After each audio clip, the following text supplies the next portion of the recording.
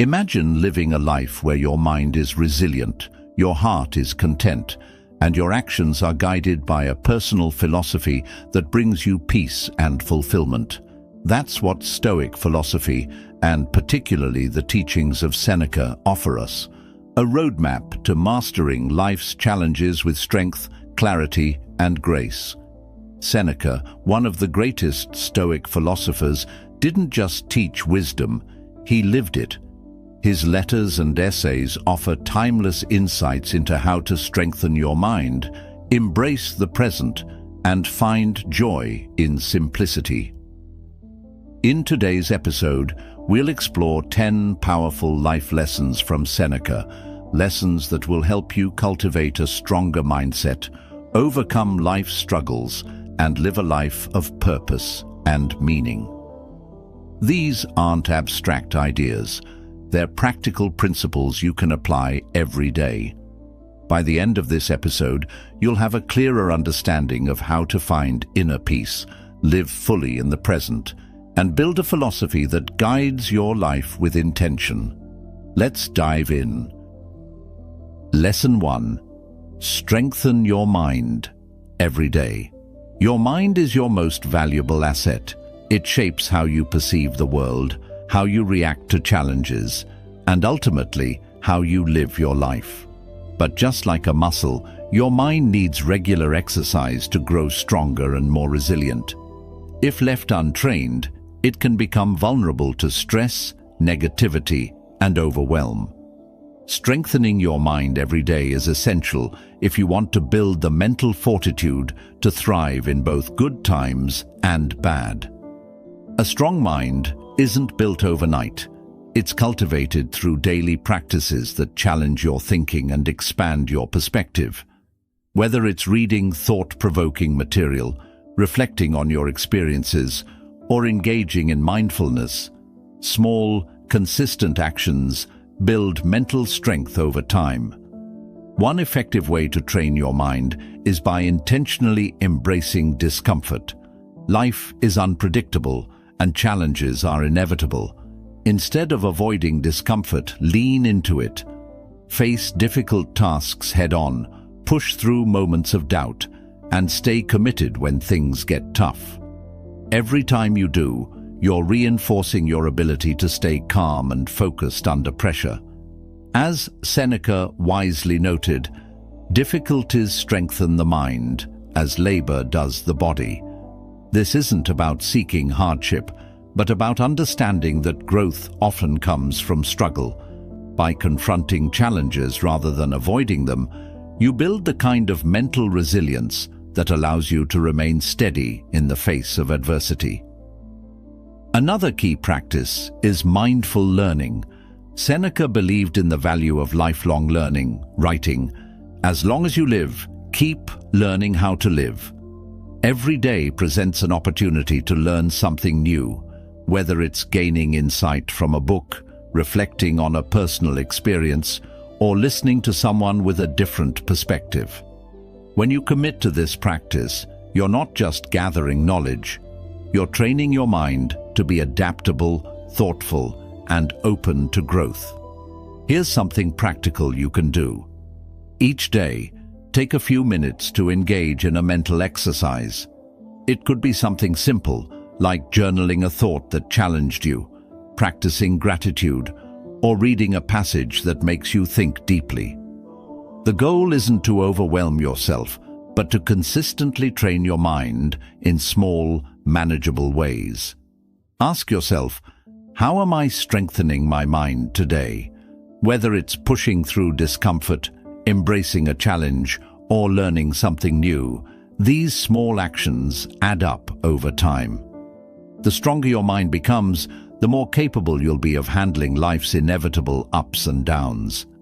Remember, life is unpredictable, and external events are often beyond your control. But as Seneca taught, you have power over your mind, not outside events. Realize this, and you will find strength. By committing to strengthening your mind every day, you're not just preparing yourself for challenges, you're building the foundation for a more resilient, peaceful, and fulfilling life. Start small, stay consistent, and watch how your mental strength grows with each passing day. Lesson 2. Embrace healing from within.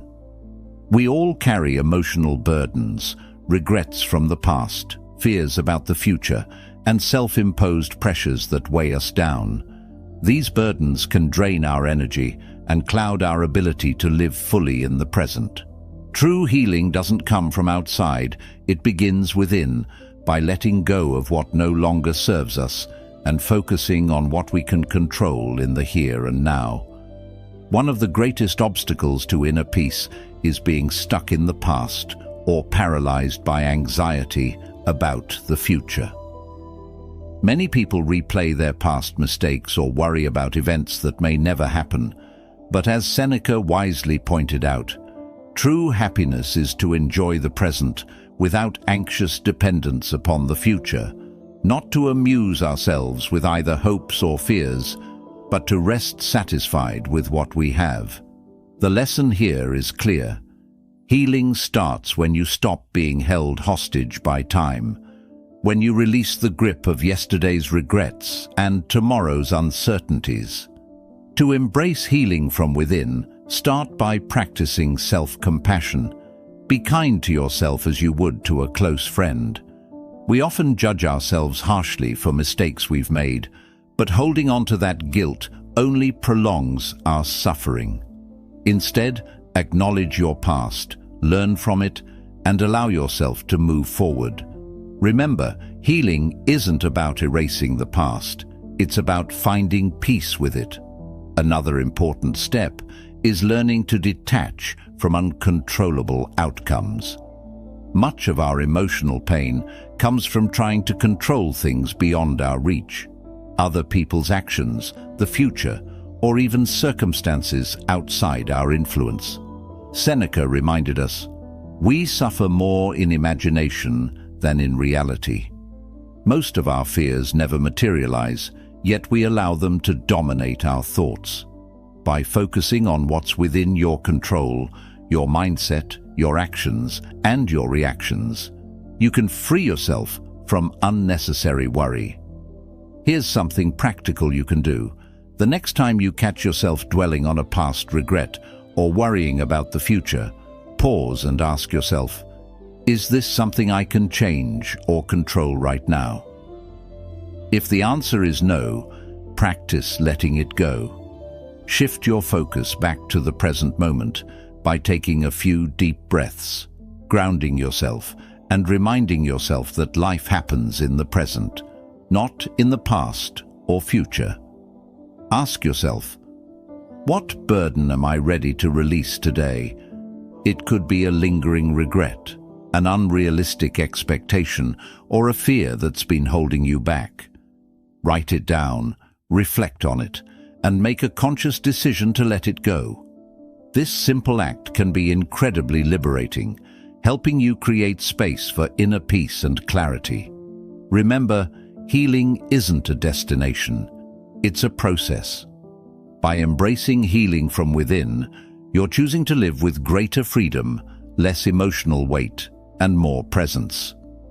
As Seneca taught, happiness and peace come when you stop allowing past wounds and future fears to control your life.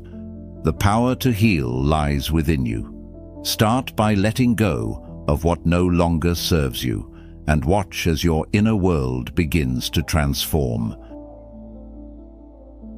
Lesson 3. Live in the present. Eat when hungry. Sleep when tired. In today's fast-paced world, it's easy to get caught up in a cycle of overthinking, planning, and worrying. We rush through meals while thinking about work, lie awake at night replaying past events, and often forget to enjoy the simple moments right in front of us. Living in the present may sound like a cliché, but it's one of the most powerful ways to reduce stress and find genuine happiness. Seneca taught that life is best lived when we fully engage with the present moment. He believed that many of our problems arise from dwelling on the past or anxiously anticipating the future. He once wrote, "He suffers more than necessary, who suffers before it is necessary." In other words, much of the stress we experience isn't from the present. It's from our mind's tendency to live elsewhere, either reliving old pains or worrying about things that haven't happened yet. But what does it mean to live in the present? It means paying attention to what your body and mind need right now, without complicating things unnecessarily. If you're hungry, eat. If you're tired, rest. Simple, right? Yet, how often do we ignore these basic needs because we're caught up in something else? Too busy to eat, too distracted to sleep, or too anxious to enjoy a peaceful moment. Living in the present isn't about neglecting responsibilities or ignoring the future. It's about grounding yourself in the now so you can respond to life with clarity and calmness. When you tune in to what's happening in the present, you create space to fully experience life as it unfolds. You savor your meals instead of rushing through them. You sleep when your body needs rest rather than staying up late scrolling through your phone. And you engage deeply with the people around you instead of being lost in thought. Here's something practical you can do. Today, practice mindful presence during one daily activity. Whether it's eating a meal, walking outside, or simply sitting quietly, focus fully on the experience. Notice the details, the flavors, the sensations, the sounds around you. When your mind starts to wander, as it inevitably will, gently bring it back to the present. Over time, this practice helps train your mind to stay grounded and calm, even in the midst of life's chaos. Ask yourself, am I living right now, or am I stuck in my thoughts about the past or future? If you find yourself elsewhere, take a deep breath, let go of those thoughts, and return to the moment in front of you. Remember, the only time you can truly experience life is in the present. Living in the present is about simplifying your approach to life, doing what needs to be done when it needs to be done, without overcomplicating or overthinking. Eat when you're hungry, sleep when you're tired. Focus on what's right in front of you. By doing this, you reduce unnecessary stress, improve your well-being, and cultivate a deeper sense of contentment. As Seneca said, life is long if you know how to use it, and the best way to use it is by living fully in the present, because that's where life truly happens. Lesson 4. Find fulfillment in your own approval. In a world driven by external validation, likes, praise, promotions, it's easy to fall into the trap of constantly seeking approval from others. We measure our self-worth by how people react to us, whether it's our family, friends, or even strangers. But here's the hard truth. As long as you depend on others for validation, you'll never truly feel fulfilled. Real fulfillment comes when you learn to seek approval from within. When you rely on external validation, you give away your power. You allow others to define your worth and dictate how you feel about yourself. But the problem is, external approval is fleeting. It can be given one moment and taken away the next.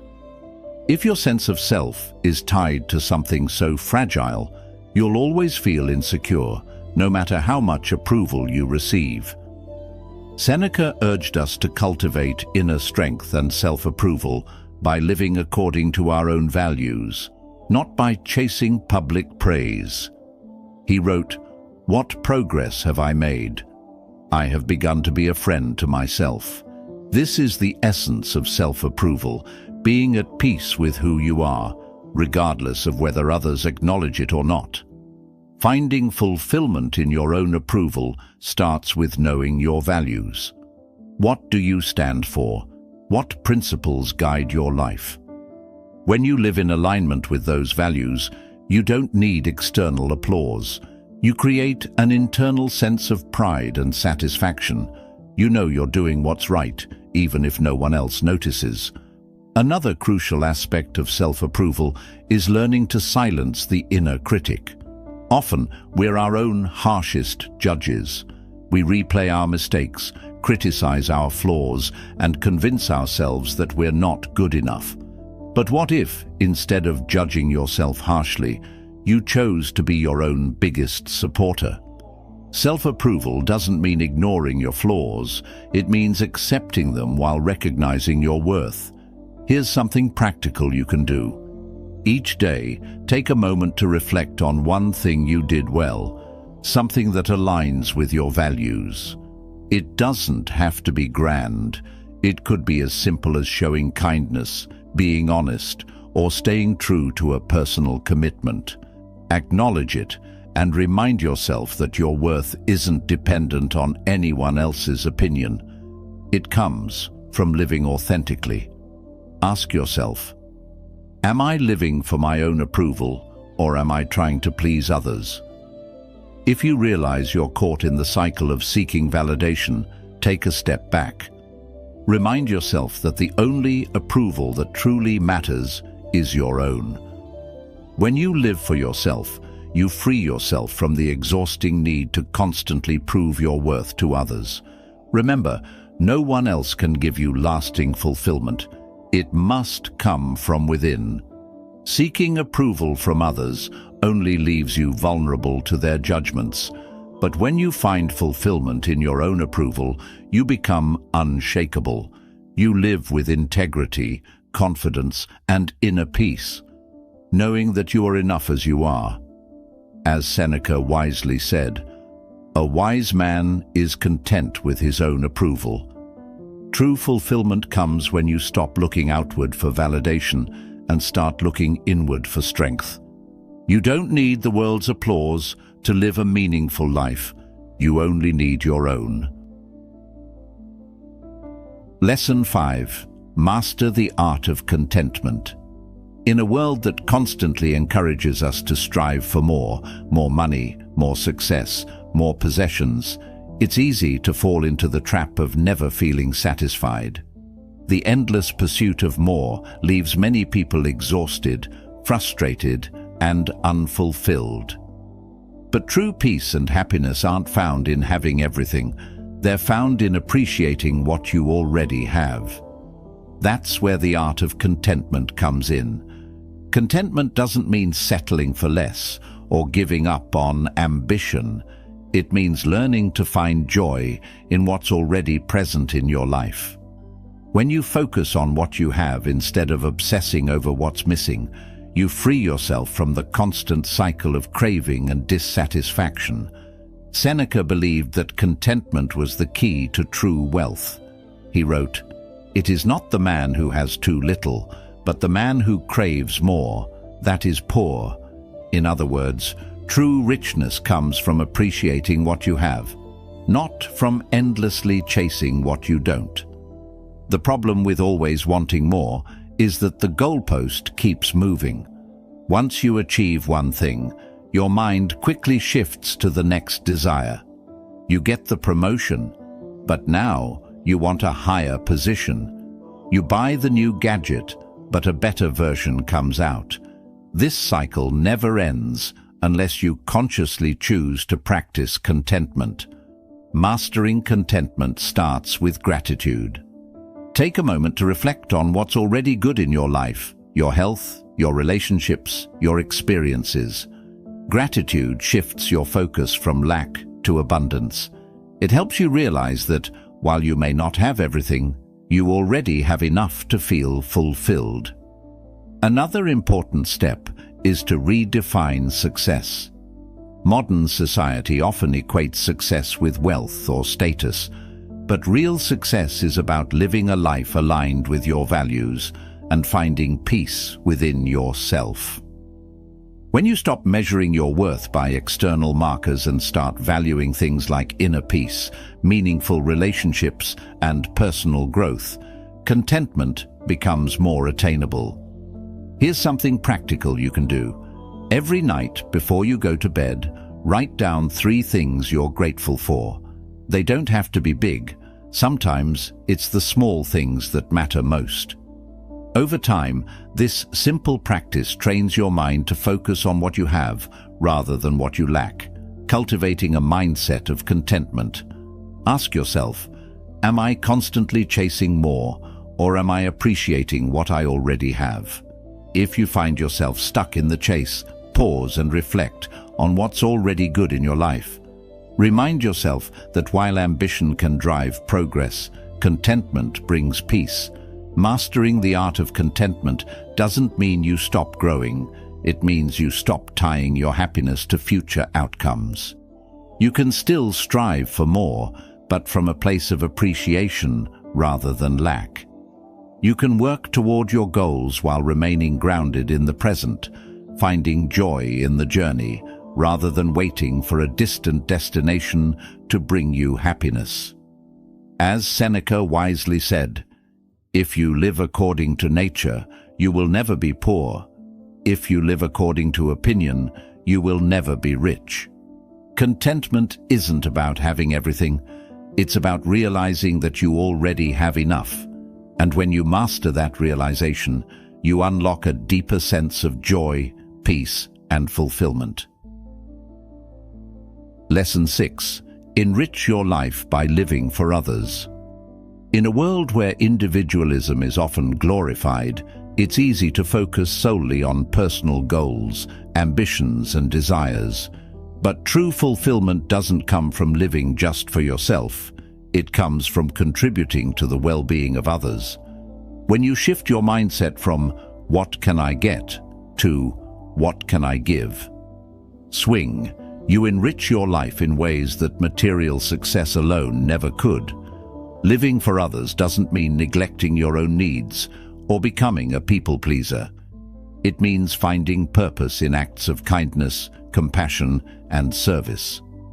Whether it's supporting a friend, mentoring someone, or contributing to a cause you believe in, these actions give your life deeper meaning. Seneca believed that by helping others, we also help ourselves. He wrote, "No man can live happily who considers himself alone and turns everything to his own advantage. You must live for your neighbor if you would live for yourself." This reflects a timeless truth. When you uplift others, you also elevate your own spirit. Acts of kindness don't have to be grand gestures.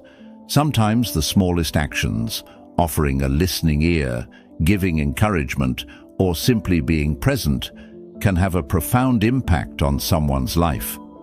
And the beauty of living for others is that it creates a ripple effect.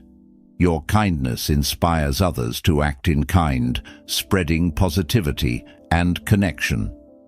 Living for others also helps you break free from self-centered thinking, which is often a source of anxiety and dissatisfaction. When you focus solely on your own problems, they can seem overwhelming. But when you step outside yourself and engage in helping others, you gain perspective. You realize that life is bigger than your individual struggles, and this shift in focus brings a sense of peace and purpose. Here's something practical you can do. Each day, look for one small way to contribute to someone else's well-being. It could be as simple as offering genuine praise, lending a hand, or sending a thoughtful message. These small acts of service, when done consistently, cultivate a mindset of generosity and connection. Ask yourself, how am I enriching the lives of those around me? If you find that your focus has been inward lately, take a moment to shift your attention outward. Remember, you don't have to change the world in one day. Start with the people around you. When you live with the intention to serve, even in small ways, you create a life that feels more meaningful. It's also important to recognize that living for others doesn't mean ignoring your own growth. In fact, the two go hand in hand. By being the best version of yourself, stronger, wiser, and more compassionate, you're better equipped to support those around you. As Seneca taught, the greatest gift you can offer the world is your own well-developed character. Remember, life isn't just about what you achieve. It's about the impact you have on those around you. When you live for others, you don't lose yourself. You expand yourself. You create a life filled with connection, meaning, and fulfillment, where every action, no matter how small, contributes to a greater sense of purpose. As Seneca wisely noted, "He who serves others serves himself."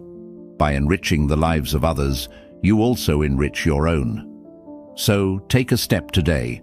Offer kindness, extend compassion, and live with the intention to give. In doing so, you'll find that a life lived for others is a life well lived. Lesson 7. Conquer life's struggles with courage. Life is full of struggles, some big, some small, but all inevitable.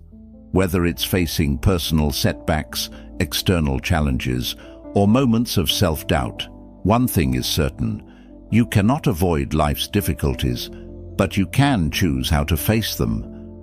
And the key to facing them lies in one word: courage.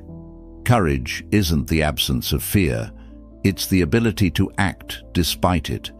It's what enables you to keep moving forward, even when the odds seem stacked against you.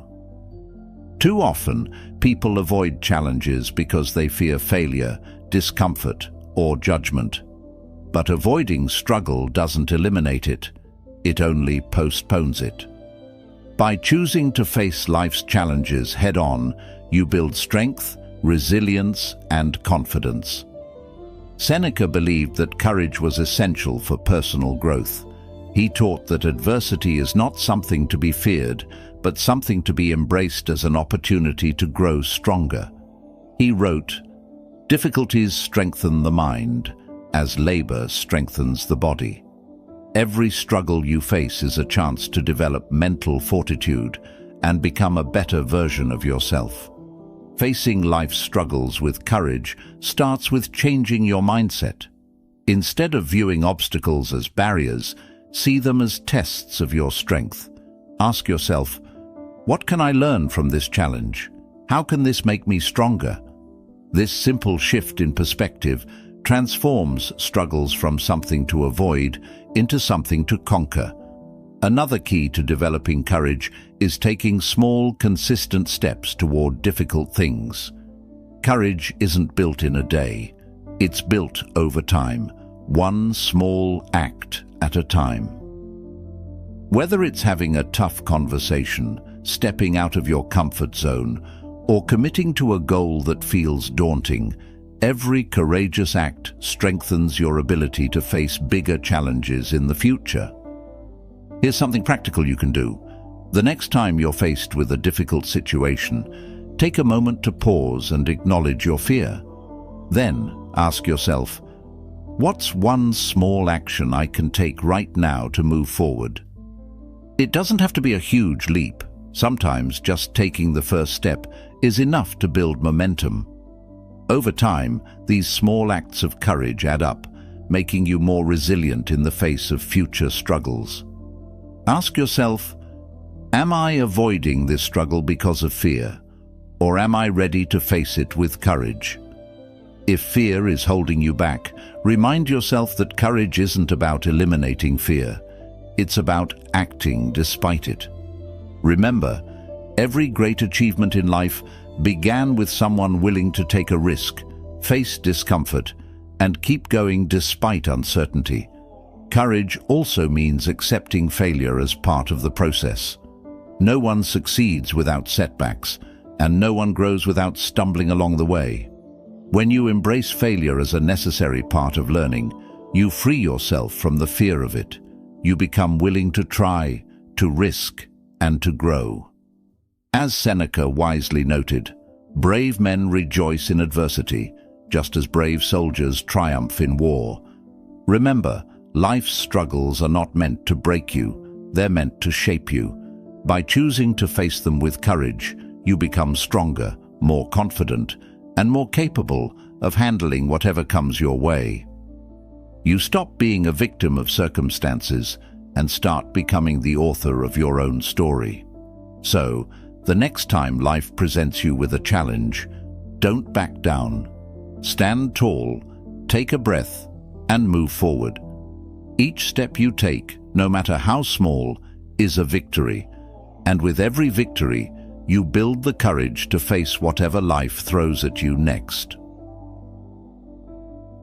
Lesson 8. Be the anchor you seek in life. It's natural to seek stability, someone or something to ground us when things get tough. Whether it's a mentor, a trusted friend, or a role model, we look to others for guidance, strength, and wisdom. But here's an important truth. While having anchors in your life is valuable, the most reliable anchor you can have is yourself. By learning to be your own source of stability, you become less dependent on external circumstances or people to feel secure. Being your own anchor doesn't mean isolating yourself or refusing help. It means cultivating the inner strength to remain calm, clear, and grounded, no matter what's happening around you. Life is unpredictable. People may come and go, and external circumstances will always change. But when you develop the ability to anchor yourself, you gain a sense of control over your inner world, even when the outer world feels chaotic. Seneca wrote, "It is a rough road that leads to the heights of greatness." Life's difficulties aren't something to avoid, they're something to navigate, and the stronger your anchor, the better you can weather those storms. Being your own anchor means developing habits that support your mental and emotional well-being, practicing mindfulness, reflecting on your values, and building resilience through small, consistent actions. At the same time, it's important to find and learn from other anchors, people who embody the qualities you wish to develop. Whether it's a mentor who guides you or a friend who listens without judgment, surrounding yourself with grounded individuals helps you grow. But instead of relying solely on them, strive to become that anchor for others as well. By offering stability and support to those around you, you reinforce your own strength and create deeper, more meaningful connections. Here's something practical you can do. The next time you feel overwhelmed, take a moment to pause and center yourself. Close your eyes, take a few deep breaths, and remind yourself, I am my own anchor. I can remain calm and steady, no matter what's happening around me. This simple practice helps ground you in the present moment and strengthens your ability to handle life's challenges with clarity. Ask yourself, am I looking for someone else to anchor me, or am I learning to be my own anchor? If you find that you're overly dependent on external validation or support, take small steps to cultivate your inner strength. Journaling, meditation, and reflecting on past challenges you've overcome can help reinforce your sense of self-reliance. Being the anchor you seek doesn't mean you have to have all the answers or never feel uncertain. It means trusting yourself to navigate uncertainty with grace. It's about showing up for yourself, being patient with your growth, and standing firm in your values, even when life feels shaky. Remember, while others can offer support, true stability comes from within. By becoming your own anchor, you create a foundation of strength that can't be shaken by external events. And when you combine that inner strength with the wisdom and support of trusted mentors and friends, you create a life of balance, resilience, and deeper purpose. So seek strength from others, but don't forget to build it within yourself. Be the anchor you seek, not just for your own well-being, but for those around you. When you learn to stand firm, you inspire others to do the same, and together you create a world where stability, wisdom, and strength are shared. Lesson 9. Expand your life beyond time. Live fully. Time is one of life's greatest illusions. We often measure our lives by the number of years we've lived or the milestones we've achieved, But living a meaningful life isn't about how long you live. It's about how fully you live. It's about expanding your experiences, deepening your connections, and making every moment count, rather than simply counting the moments. Many people fall into the trap of delaying happiness. They tell themselves, "I'll be happy when I achieve this goal," or "I'll enjoy life once I've reached a certain point." But life isn't something you can put on hold. Every day that passes is a day you won't get back, and postponing joy only leads to regret. The key is to live fully now, rather than waiting for some future version of happiness that may never come. Seneca wrote, "It is not that we have a short time to live, but that we waste a lot of it."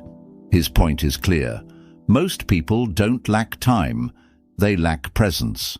They spend their days distracted, focused on trivial matters, or consumed by worries about the past and future.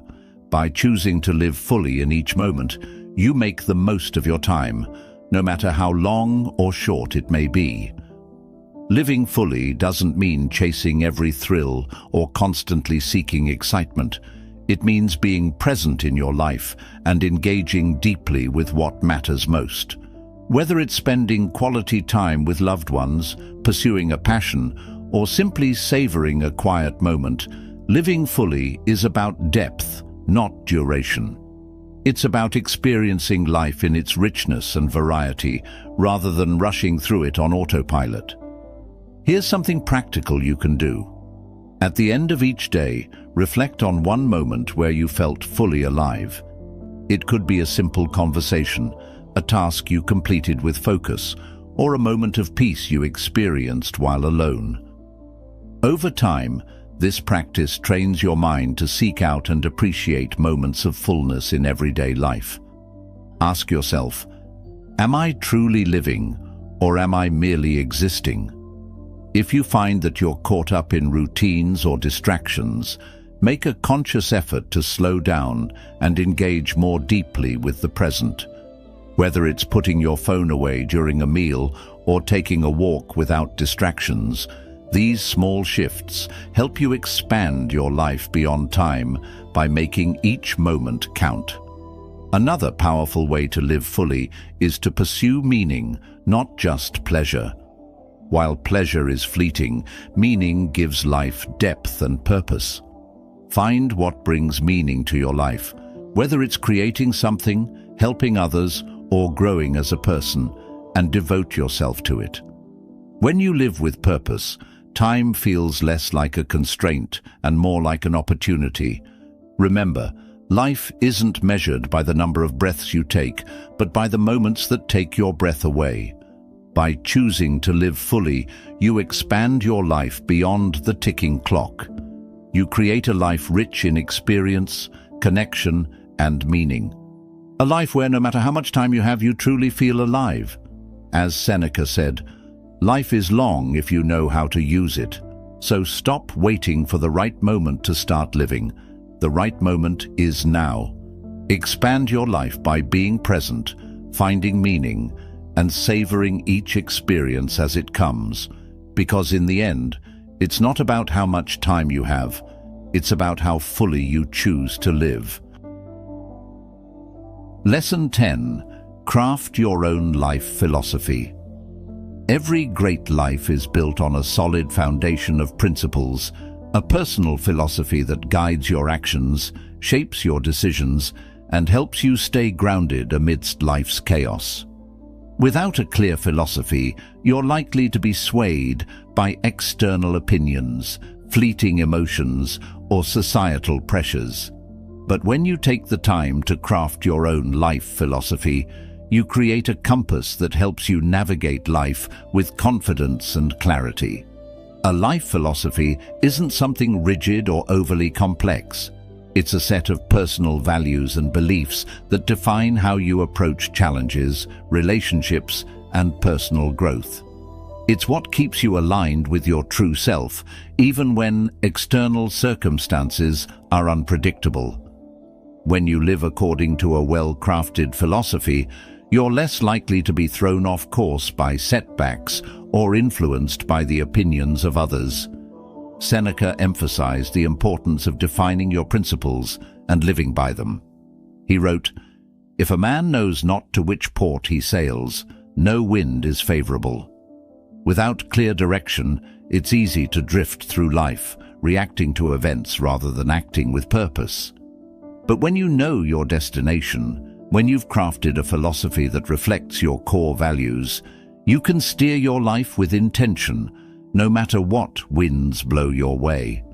To begin crafting your life philosophy, start by asking yourself these key questions. 1. What do I stand for? Identify the core values that matter most to you: honesty, compassion, growth, courage, or any other principles that resonate deeply with you. 2. What brings meaning to my life? Reflect on the people, activities, and goals that give your life purpose. Your philosophy should help you prioritize these meaningful aspects. 3. How do I want to respond to challenges? Life will always have its share of difficulties. Crafting a philosophy means deciding in advance how you'll approach adversity, with resilience, patience, or perhaps a sense of humor. Here's something practical you can do. Take a few minutes today to write down a short personal manifesto, just a few sentences that summarize your guiding principles. For example, I will focus on what I can control, live with integrity, and seek growth in every situation. I will treat others with kindness and respect, but I won't compromise my own values to gain approval. This simple exercise helps clarify your philosophy and gives you a reference point whenever life feels uncertain.